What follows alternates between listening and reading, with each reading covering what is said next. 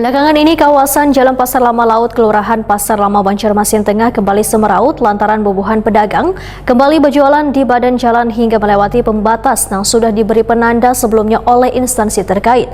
Akibatnya ruas jalan kembali sempit hingga mengganggu arus lalu lintas. Dinasnya pun kembali mengintensifkan patroli wan penjagaan di kawasan Jalan Pasar Lama Laut.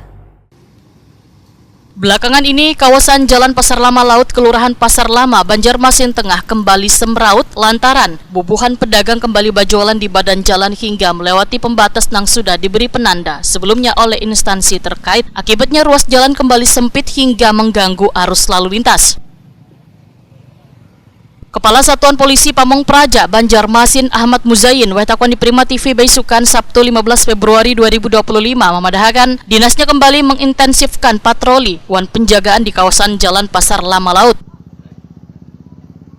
Dikarenakan masih adanya pedagang melanggar ketentuan yang sudah disepakati sebelumnya, yaitu kada berjualan di bahu jalan umum.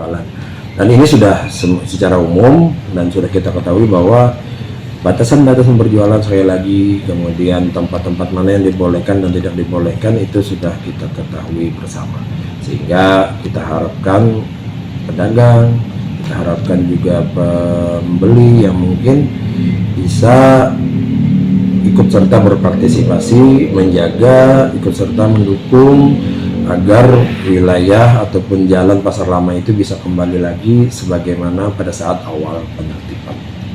Untuk menangani yang pedagang-pedagang bandel itu seperti apa Pak dari memang sudah kita lakukan ada dua hal. Kita lakukan patroli secara rutin ya, walaupun waktunya mungkin tidak secara tetap, tetapi memang dengan waktu yang cukup panjang, pagi sampai siang lah, kita fokuskan ke sana di luar daripada tugas-tugas kita lainnya karena cukup panjang, bukan waktu sih, cukup panjang jalan yang harus kita jaga dari persimpangan jembatan Sulawesi sampai dengan keluar di pintu paling luar itu adalah jembatan Pasar Lama, lebih kurang berapa 1 kiloan lah.